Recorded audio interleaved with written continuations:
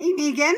Okay, we're working our way up and we're going to add the deltoid. And I really think there's something about the deltoid that, especially for most of us being women, we miss, right? So we can compress the shoulder girdle and try to get some power that way, like using the lats or the serratus.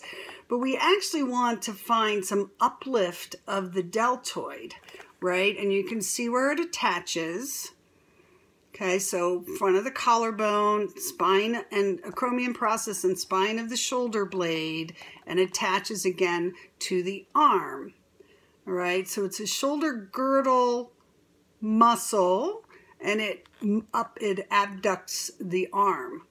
All right, and it can do forward motion and back motion as well.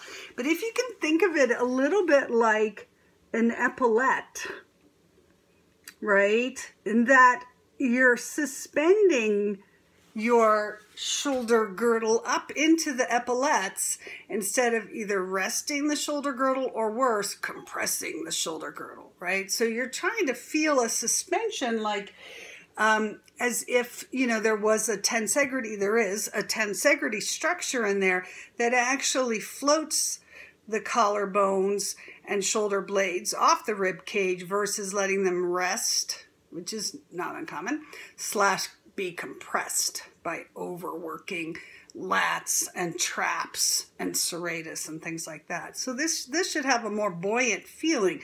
So having a sense of these large fringed epaulettes here, so that when you lift an arm, you actually use these muscles, where so often we have figured out how to use the bicep instead. So we rotated the arm, depressed the shoulder girdle, and then did the arm movement from the bicep primarily.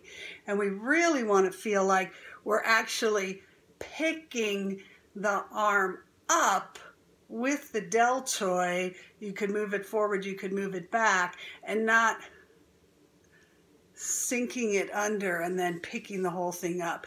For instance, when you're doing arm circles anywhere, right? So having a little sense of an internal rotation of the humerus so that you didn't tuck it under, but just in the similar way that we're coming out of the pelvic tuck and we're coming out of the hyperextension, we're coming out of the slinking down of the shoulder girdle and the arm bone and coming back up so that you could lift from here, the arm, right? Instead of always just lifting it from here. And so I think we get a lot of kind of bicep tendonitis and just not being able to actually feel that power. If you look at a picture of Joe, you're going to see these huge deltoids. And yeah, maybe we don't want huge deltoids, but we definitely want the source of power and strength and safety that they can give us. And just notice how often you do it. Long stretch, for instance. We kind of tuck the shoulder girdle down and then move the arm. And what if instead you actually levitated the arm up from the shoulder instead of pushing it down and under from the back? Right, so play with that and see if you can, I don't know, get a new sense on that one, because I think because the system was designed by a man for men, but it's mostly done by women, we definitely struggle in the shoulder girdle quite a bit. Okay, so maybe we'll keep talking a lot about the shoulder girdle, because I think it's a missing link for most of us and most of our clients. So, okay, let me know. Thanks.